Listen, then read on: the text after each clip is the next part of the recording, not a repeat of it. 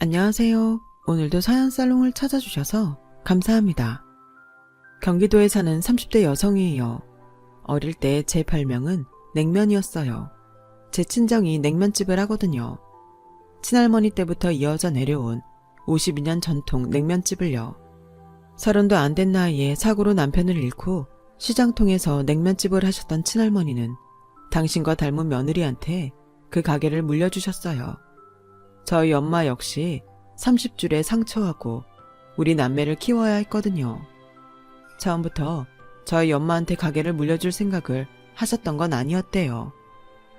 아가, 애들은 나한테 맡기고 너는 친정에 돌아가 새 인생 살아라. 넌 아직 젊고 새 인생 살기에 늦은 나이도 아니지 않니? 애들 걱정은 말아라. 내가 부모 빈자리 티 안 나게 키워서 대학도 보내줄 테니까. 어떻게 넌 닮아도 더러운 이 시애미 팔자를 닮았니? 아휴, 가여운 것. 어머님, 제가 어머님 팔자를 닮았는지는 몰라도 처지는 달라요. 어머님께는 어머님을 돌봐주실 시어머니가 없었지만 저는 달라요. 제게는 장사 잘 되는 냉면집을 가진 시어머니가 있거든요. 그러니 내 새끼들이랑 굶고 살 걱정은 없어요. 새끼들 굶기지 않고 살 수 있는데 제가 왜 애들을 두고 떠나요? 앞으로는 그런 말씀 마시고 저랑 저희 애들 좀 어머님이 걷어주세요. 어머님 밑에서 일 배우고 살 테니까 나중에 가게도 저 주시고요. 그래 주실 거죠, 어머님? 그렇게 저희 식구는 친할머니 댁에서 살게 되었고 엄마는 할머니 가게에서 일을 배우게 되었어요. 친모녀처럼 사이가 좋았던 할머니와 엄마는 15년간 함께 장사를 하셨고 노안으로 할머니가 돌아가신 이후에는 엄마가 가게를 물려받아 운영하셨어요. 그리고 7년 전 오빠가 회사에서 희망퇴직을 당하면서 엄마 밑에서 일을 배우게 되었어요. 그러다 4년 전 엄마가 이모들이 사는 일령으로 가서 전원주택 생활을 하시겠다고 하셔서 오빠가 가게를 물려받게 되었어요. 오빠가 3대째 가게를 맡게 된 거죠. 대대적인 리모델링도 하고 간판도 새로 바꿔 달았어요. 오빠, 가게 상호를 바꾸면 손님이 떨어져 나갈 텐데 괜찮겠어? 이름이 너무 흔해서 차별성이 없잖아. 알만한 단골들은 다 아니까 딱히 손님 떨어질 걱정은 없어. 또 좀 떨어지면 어때? 맛보면 다시 돌아올 텐데 뭐. 오빠의 자신감에는 이유가 있었어요. 저희 집 냉면은 육안상으로도 다른 냉면집들이랑 확실히 다르거든요. 육수부터 고명까지 너무 달라서 처음 저희 가게를 찾아오는 손님들은 냉면 그릇을 받아들고는 놀라곤 해요. 하지만 한 젓가락만 먹어봐도 바로 그 맛에 매료될 정도죠. 저희 할머니의 특급 레시피에는 다른 냉면집에서 쓰지 않는 재료가 몇 가지 들어가는데 그 비법을 배우려 찾아오는 사람들이 많았지만 한 번도 알려준 적 없는 특급 비밀이죠. 실은 저도 거기에 뭐가 들어가는지 몰라요. 딸인 제게도 엄마는 레시피를 알려주지 않았거든요. 바로 이 레시피가 제가 사연을 보내게 된 이유예요. 불쌍해서 받아줬더니 남의 집 기둥뿌리까지 뽑아가려고 했던 인면수심의 인간들 때문이죠. 배신자는 늘 가까이 있는 사람 중 하나라고 그 말이 틀리지 않다는 걸 증명한 인간들이기도 해요. 바로 제 시누이 내외거든요. 제 시누이는 제 과외 선생이었어요. 제가 예고를 다니던 시절 고1 말부터 고3 수능 전까지 저는 시누이한테 영어랑 수학 과외를 했어요. 학교에서 학과 수업과 실기 수업까지 마치고 나면 밤 10시가 넘어서야 끝났기 때문에 평일엔 학원을 다닐 시간이 없었어요. 그래서 엄마는 생각 끝에 학원에서 저를 집까지 데려오는 차 안에서 과외를 받게 하셨어요. 1시간 남짓한 그 시간 동안 시누이와 저는 엄마 차 뒷좌석에 앉아 과외 수업을 했어요.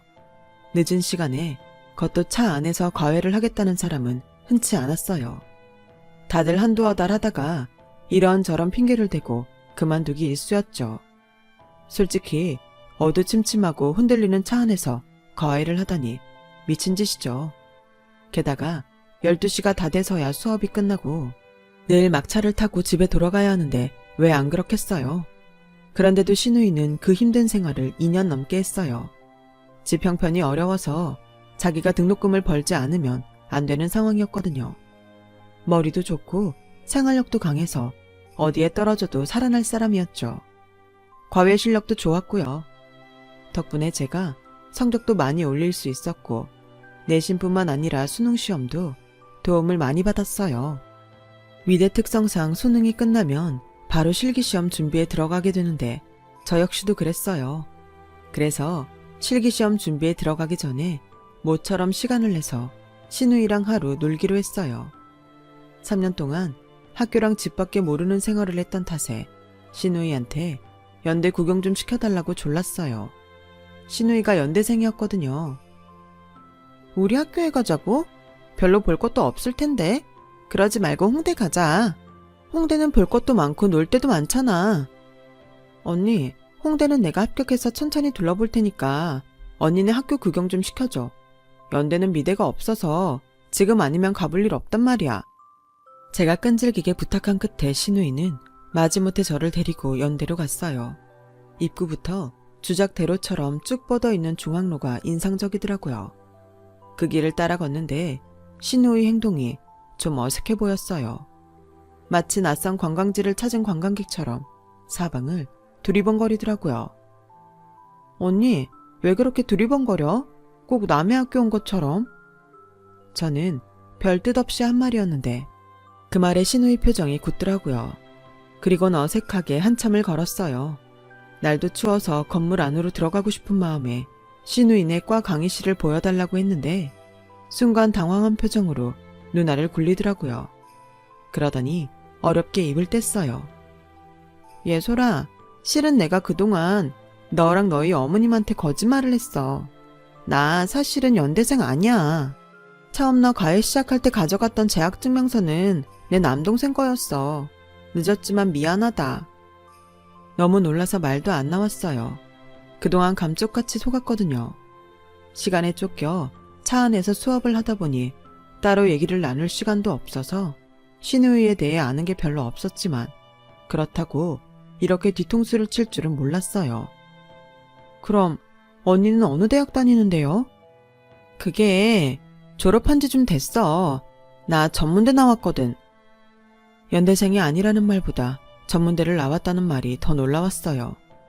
학력차별을 할 생각은 없지만 그동안 저를 가르치던 실력을 보면 누가 봐도 공부 잘하는 명문대생 같았거든요.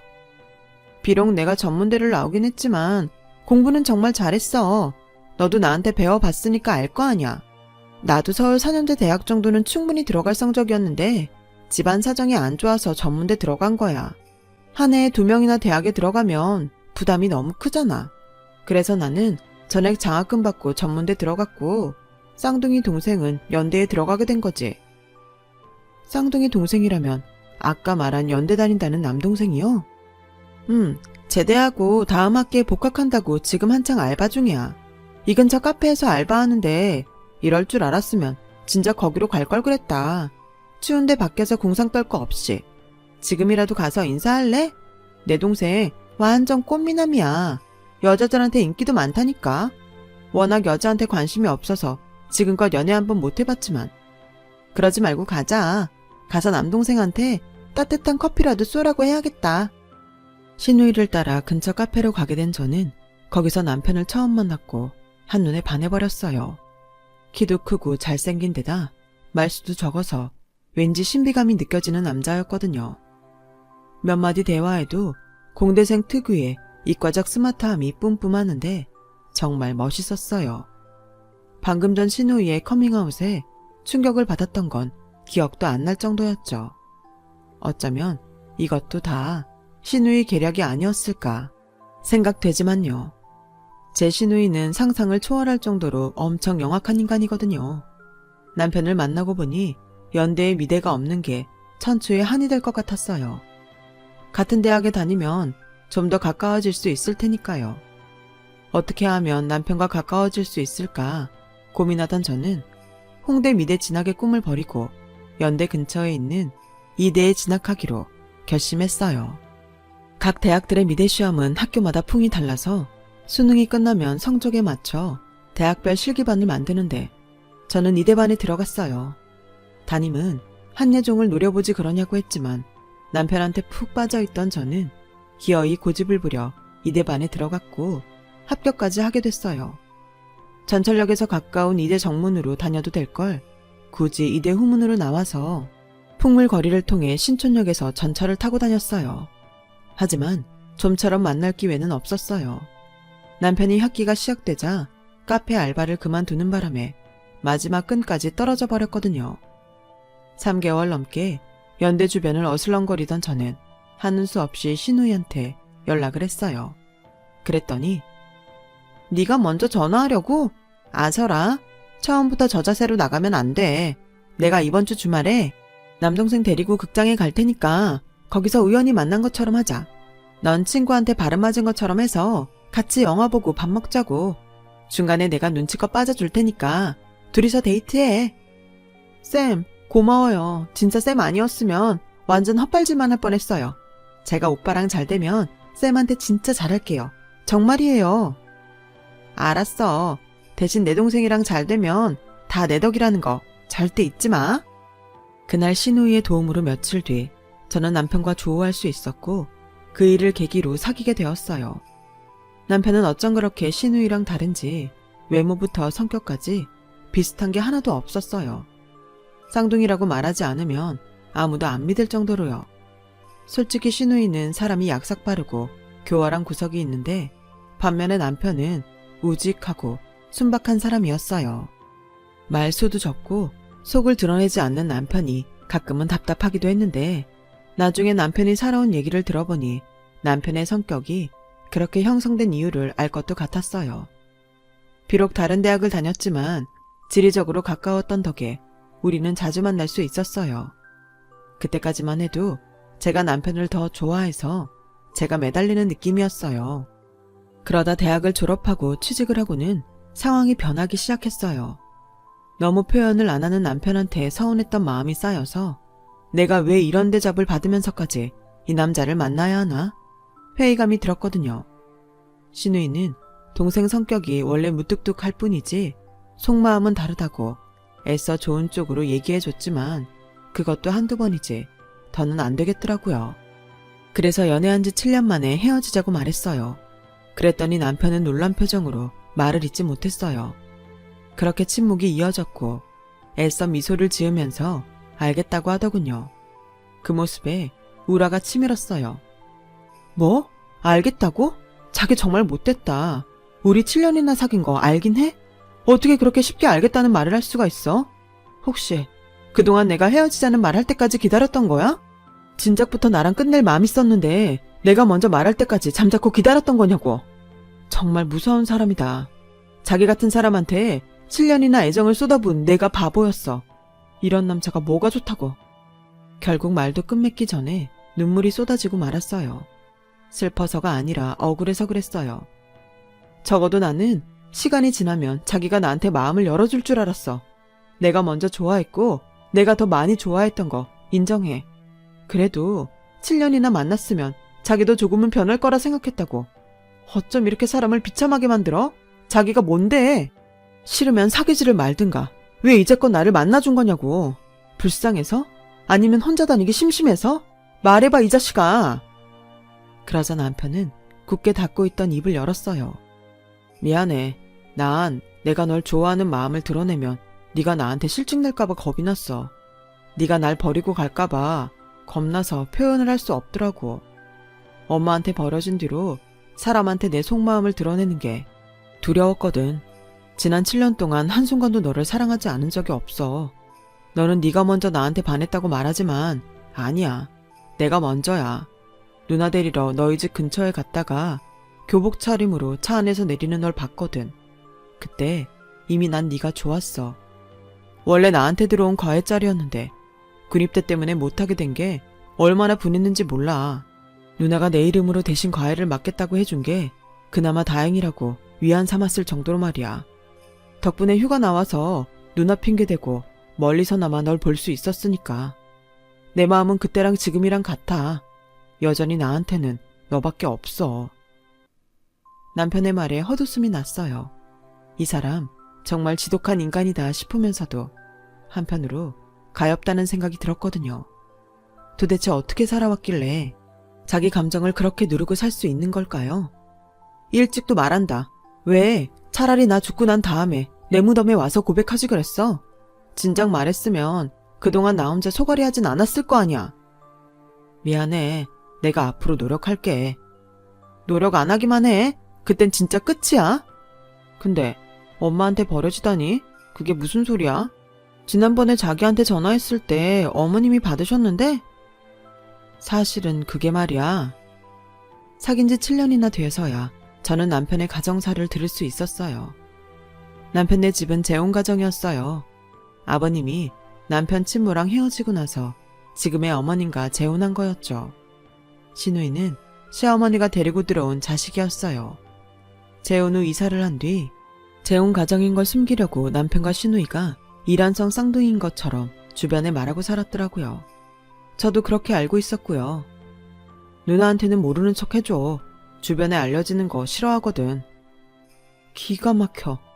정말 이건 뭐 양파도 아니고 어떻게 까도 나오냐? 자기, 내가 아는 황지수가 맞긴 해? 혹시 내가 모르는 비밀이 더 있으면 지금 다 풀어? 안 그럼 나 정말 화낼 거야. 남편은 더는 없다면서 앞으로 저한테 절대로 비밀을 만들지 않겠다고 약속했어요. 저 역시 시부모님과 신우이한테는 모르는 척 하기로 했어요. 1년 뒤 우리는 결혼식을 올렸고 제가 다니는 회사 근처에 신혼집을 차렸어요. 남편이 한 사람이라도 편하게 출퇴근하는 게 낫다고 양보를 해준 덕분이었죠. 하지만 결혼하고 몇 달 만에 아버님이 출근길에 급성 심근경색으로 세상을 떠나시고 말았어요. 그런 일이 있자 시어머니는 며느리를 잘못 들여 이런 사단이 난 거라고 제 탓을 하셨어요. 그 일로 남편은 어머님과 크게 싸웠고 시댁의 발걸음을 끊게 됐어요. 어머님이 저희 내외를 보고 싶지 않다고 오지 말라고 하셨거든요. 얼마 뒤 제가 임신을 해서 신우이를 통해 소식을 알렸는데도 축하한다는 말도 없으시더라고요. 신우이는 어머님이 화 풀릴 때까지 떨어져 지내는 게 낫겠다며 대신 중간에서 자기가 잘 설득해 보겠다고 기다리라고 하더군요. 이듬해 출산을 하고 집에서 육아를 하면서 지내고 있었는데 연락도 없이 신우이가 찾아왔더라고요. 혹시 어머님과 함께 왔나 해서 기대를 하며 현관문을 열었는데 혼자 왔더라고요. 올케, 나 좀 도와주라. 우리 그이가 또 회사에서 잘렸어. 새로 들어간 지 고작 2달 만에 상사랑 싸우고 나왔다는 거야. 애들한테 돈 들어갈 일은 태산인데 나 정말 어쩌냐? 제가 뭘 도와드리면 되는데요? 실은 나 나가는 학원도 원생이 줄어서 다음 달에 문 닫거든. 올케도 알다시피 내가 전문대졸이라 학원 들어가기가 쉽지 않잖아. 여기저기 이력서를 내봤는데 연락 오는 데가 하나도 없어. 그래서 말인데 나 올케네 친정가게에서 일 좀 배우면 안 될까? 우리 그이도 회사원 타입은 아닌 것 같고 이참에 식당이나 차릴까 해. 일을 가르쳐드리는 건 문제가 아닌데 레시피는 영업비밀이라 저한테도 안 알려줘요. 올케도 참, 내가 언제 비밀 레시피 알려달래? 그냥 전반적인 음식 장사 노하우를 말하는 거지. 대신 내가 한 달 동안 돈 안 받고 홀서빙 도와줄게. 그러니까 오빠한테 말 좀 잘해주라. 어려운 부탁도 아니고 어떻게든 살아보겠다고 하는데 매정하게 모른 척 할 수도 없어서 오빠한테 전화해서 부탁을 했어요. 오빠도 회사를 나와 막막했던 경험이 있던 터라 흔쾌히 받아주겠다고 했어요. 그렇게 오빠 가게에서 일을 배우게 된 신우이는 출근 첫날부터 엄청 열심히 일을 했어요. 직원들 중 가장 일찍 나와서 가장 늦게까지 남아있는다며 제 올케가 칭찬을 많이 하더라고요. 손끝도 야무지고 손님들한테 얼마나 싹싹한지 몰라. 일머리도 있고 가게 차리면 장사 잘하겠더라. 근데 무슨 장사한대? 식당을 하고 싶어 하는데 메뉴가 뭔지는 저도 잘 모르겠어요. 나야 뭐 우리 집 레시피 빼가는 것만 아니면 상관없어. 언니도 참 우리 올케 그런 사람 아니에요. 아무렴 동생 처갓집에서 레시피 빼다가 장사할 생각을 할까. 그런 걱정은 붙들어 매세요. 하지만 설마가 사람 잡는다고 반년도 안 돼서 기가 막힌 일이 생긴 거예요. 올케가 화가 잔뜩 나서는 제게 전화를 했더라고요. 아가씨, 정말 1억이야? 누구 장사 말아먹는 걸 보고 싶어서 이러냐고. 남도 아니고 사돈지간에 어쩜 이렇게 아나무인처럼 굴 수가 있어. 아가씨도 알고 있었던 거야? 언니, 무슨 일인데 그래요? 자초지종을 말해야 제가 알죠. 아가씨 신우이 말이야. 우리 가게 건너편에 떡하니 냉면집 차렸잖아. 그것도 어머님이 하시던 예전 상호 그대로 간판을 달았다고. 그뿐인 줄 알아? 우리 집에서 일 배운다고 왔을 때 어머님 레시피 노트를 몰래 봤는지 육수까지 똑같이 뽑아서 팔고 있다고. 아주 가게 전면에 원조 맛집이라고 써붙이고 말이야. 폭풍처럼 쏟아내는 올케 언니 말에 정신이 다 몽롱했어요. 언니 설마요. 아니 다시 안 보고 살 사람 아니고서야 그런 짓을 어떻게 해요? 뭔가 오해가 있는 모양인데 제가 가서 확인해 볼게요. 씩씩대는 올케 언니를 달래고는 애를 안고 신우이가 차렸다는 냉면집에 찾아갔어요. 입구를 본 순간 저도 모르게 한숨이 툭 나오더라고요. 글쎄 간판이 오래전 저희 할머니가 사용하셨던 식당 간판을 그대로 디자인해서 걸었더라고요. 거기다 올케 언니 말대로 전면 유리에 원조 맛집이란 말까지 써붙여놓곤 장사를 하고 있었어요. 건너편 저희 오빠 가게는 파리만 날리고 있는데 신우이 가게 앞에는 대기 손님들이 길게 줄을 서 있었죠. 가게 안에는 이미 만석이 돼서는 북적북적 하더라고요. 저를 본 신우이는 안면 싹 바꾸고는 본 척도 않고 서빙을 봤어요. 언니, 나랑 얘기 좀 해요. 나 바쁜 거 안 보여? 할 말 있으면 가게 문 닫거든 마. 당장 나오라고요. 제가 소리를 버럭 지르자 가게 안이 찬물을 끼얹은 것처럼 조용해졌어요. 그제야 신우이는 저를 따라 밖으로 나왔어요. 언니, 지금 뭐 하는 짓이에요? 이러려고 우리 오빠 가게에서 일하게 해달라고 했던 거예요? 레시피 훔쳐다가 간판까지 복원해서 걸어놓고 장사하려고? 증거 있어? 내가 레시피 훔쳤다는 증거 있냐고. 간판? 그거야 요즘 레트로가 유행이니까 예스럽게 만들어 건 것뿐이야. 그리고 우리 집 상호는 냉면집으론 흔한 이름이야. 차 끌고 다녀봐. 이런 상호 천지니까. 그리고 혹시나 해서 하는 말인데 우리 집 레시피는 특허 신청까지 해뒀어. 그러니까 올케 말대로 우리 레시피랑 자기네 레시피랑 똑같다면 그쪽이 간판 내려야 하는 거라고. 뭘 알고 떠들어야지. 언니 미쳤어요? 사람이 어떻게 이럴 수가 있어. 남도 아니고 남동생 쳐가야 되고 어쩜 이렇게 뻔뻔하게 굴 수가 있냐고요. 남동생? 너 아직 몰랐니? 우리 친남매 사이 아니야. 나랑 네 신랑 피 한 방울도 안 섞였어. 쟤네 아빠는 작년에 죽었잖아. 그럼 나랑 쟤는 아무 사이도 아닌 거 아니니?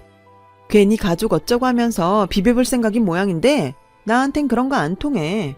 난 내 식구랑 먹고 사는 게 제일 중요한 사람이라고. 한 번만 더 우리 가게에 와서 시비 걸면 나 니네 오빠 가게 영영 영업 못하게 만들 거야. 특허 나오는 대로 바로 신고할 거라고. 그러니까 성질 건드리지 말고 꺼져. 그거 우리 할머니가 만든 레시피인데 네가 뭐라고 특허를 내, 이 도둑년아. 그러게 진작에 특허를 내지 그랬어. 자기 거 안 지키고 손 놓고 있던 니네 오빠가 멍청한 거지. 암튼 난 할 말 끝났으니까 더는 귀찮게 불러내지 마. 알았어? 이런 걸 두 눈 뜨고 코 베인다고 하는 거죠. 어떻게 사람이 이럴 수가 있을까요? 차마 오빠랑 올케 얼굴 볼 면목이 없어서 바로 집으로 왔어요. 그리고 남편한테 전화해서 당장 집으로 오라고 소리쳤어요. 집에 온 남편은 저한테 사건의 전말을 전해 듣고는 고개를 푹 숙이더라고요. 아마 아빠 유산 때문에 그럴 거야. 아버님이 유산 남기셨어? 나한테는 그런 말 없었잖아. 작년에 큰아버지가 아빠 장례식에 오셔서는 아빠 몫으로 떼어줄 땅이 있다고 하시더라고. 할아버지가 돌아가시면서 주고 가셨던 건데 그땐 가격도 얼마 안 돼서 나중에 형제분들끼리 나눠 갖기로 했었다나 봐. 그런데 몇 달 전쯤에 땅 가격이 많이 올라서 파시겠다고 하더라고. 세금 내고 남은 금액을 똑같이 나눠서 갖기로 했는데 큰아버지가 내 앞으로 주시겠다고 하는 거야. 어머니랑 누나한테는 못 주겠다고. 어머니가 그 소리를 듣고는 노발대발 하셨는데 그 뒤로 누나도 나랑 연락을 끊어버렸어. 그래도 형님 가게에서 일 배운다고 하길래 화 좀 풀리면 다시 연락하겠거니 했는데 그 일로 이런 일까지 벌일 줄은 몰랐어. 내가 누나 찾아가서 설득해 볼게. 형님한테도 찾아가서 사과드리고. 그날 남편이 신우이 가게로 갔지만 애꿎은 설거지 물세례만 받고 그대로 쫓겨왔어요. 그 이후로도 몇 차례 찾아갔지만 대화조차 불가능했어요. 남은 방법은 소송뿐이었죠. 그동안 엄마가 걱정하실까봐 이번 일을 말씀 못 드렸는데 소송을 하려면 엄마 도움이 필요해서 어쩔 수 없이 연락을 하게 되었어요. 다른 사람도 아니고 신우이가 그런 일을 벌였으니 엄마한테 죄송해서 미치겠더라고요. 그런데 얘기를 다 들은 엄마는 픽 웃으시더니 그러는 거예요. 네 신우이 하고 싶은 대로 하라고 그래라. 우리 가게에 소송을 걸든 셔터를 내리든 마음대로 하라 그래. 그리고 네 오빠한테 수일 내로 내가 가서 정리해 줄 테니까 마음 졸이지 말고 있으라 그래. 너랑 황서방도 걱정 말고. 안 그래도 엊그제 황서방이 찾아와서 무릎까지 꿇고 사과하고 가더라. 유산 때문에 자기 누나가 그런 것 같다고 죄송하다고. 그게 어디 황서방 잘못이니? 나래도 내 핏줄한테 유산 주고 싶지. 피 한 방울 안 섞인 남한테 유산을 나눠주고 싶겠니? 니네 시어머니 죽어봐라. 그 유산 황서방한텐 한 푼도 안 남겨줄걸? 세상 이치가 그런 거야. 그런다고 지 동생 처가에 대고 이 지랄을 해? 쌍것들 같으니라고. 너도 그렇다. 그런 일이 있으면 나한테 바로 연락할 일이지. 뭐하러 속을 태우고 있어? 내가 그 오랜 시간 장사하면서 우리 집 레시피 특허 하나 안 내고 장사를 했을 것 같니? 벌써 10수년 전에 이미 해놨다. 상호 바꾼 거야? 서류 떼어다가 증명하면 될 일이니까 걱정하지 마. 우리 집 단골 중에 널리고 널린 게 검사 변호사야. 이 못된 년 내가 이참에 버릇을 아주 고쳐놓을 거야. 어디 감히 내 새끼들을 건드려? 엄마 말대로 신우이가 낸 특허 신청은 결국 거절되었어요. 이미 특허 등록이 돼 있다는 게 이유였죠. 그런데도 신우이는 그 사실을 숨긴 채 영업을 계속했고 엄마는 신우이를 상대로 소송을 벌였어요. 신우이가 특허를 가지고 우리 오빠한테 하려고 했던 그대로 말이에요. 그러자 신우이가 찾아와 소송을 취하해달라고 손이 발휘되게 빌더라고요. 엄마는 어림도 없는 소리 하지 말라고 소리쳤죠. 웃기고 있네. 도둑년 주제에 감히 내 아들 가게까지 노려? 네 눈엔 세상이 그리 만만하게 보이는 모양인데 정신 차려. 넌 어쩜 예나 지금이나 남의 것 뺏는 버릇은 여전하니? 너 내가 남동생 재학증명서 들고 와서 가짜 연대생 노릇하는 거 모를 줄 알았지? 예, 내가 내 자식 과외 선생을 들이는데 학과실에 확인 전화 한 통 안 했겠니? 조교가 그러더라. 지수 군대 갔다고. 다 알았지만 네가 영리하게 잘 가르치길래 그냥 쓴 거야. 내가 산전수전 공중전까지 다 겪은 사람인데 너만한 거 하나 상대 못할 줄 알았어? 너도 참 어리석다. 그때 내가 너를 혼냈어야 했는데 내 실속 차리느라 놔둔 게 후회된다. 그랬으면 네가 오늘날 이런 짓을 벌이지 않았을지도 모르는데 말이야. 그래서 이참에 너 제대로 벌 주려고. 벌을 받아봐야 세상 무서운 줄 알고 다시는 그딴 짓 안 하고 착하게 살 거 아니니? 그러니까 여기서 시간 날리지 말고 가서 가게 정리하고 앞으로 니들 살 길이나 궁리해. 소장에 적힌 날짜에 법원 출석 꼭 하고. 알겠니? 결국 신우이는 울면서 돌아갔고 소송은 여전히 진행 중이에요. 시간이 얼마가 걸리던 특허법 위반은 물론 영업방해로 인한 피해 보상까지 모조리 받아낼 생각이에요. 우리 부부는 이번 일까지 겹치면서 시댁과 연을 끊게 되었어요. 그동안 시어머니가 제 남편한테 나쁜 계모짓을 해왔다는 걸 제가 알아버렸거든요. 소송을 취하해달라고 빌려온 신우이가 엉겁결에 실토한 거죠. 남편이 왜 그렇게 자기 속을 꽁꽁 숨기고 살까 했는데 그런 아픈 사정이 있었다니 남편이 가여워서 더는 그 인간들 곁에 둘 수가 없더라고요. 어쩜 모녀가 하는 짓이 그리 똑같은지 피는 못 속인다니까요. 앞으로는 내 남편은 내가 지킨다는 심정으로 보듬고 살려고 합니다. 저희 엄마처럼요. 지금까지 제 사연을 들어주셔서 감사합니다. 가족들과 즐겁고 행복한 하루하루 보내시길 바랍니다. 여러분, 사연 댓글에 응원과 현명한 조언 부탁드려요. 좋아요와 구독은 저에게 큰 힘이 됩니다. 오늘도 좋은 일 가득하세요.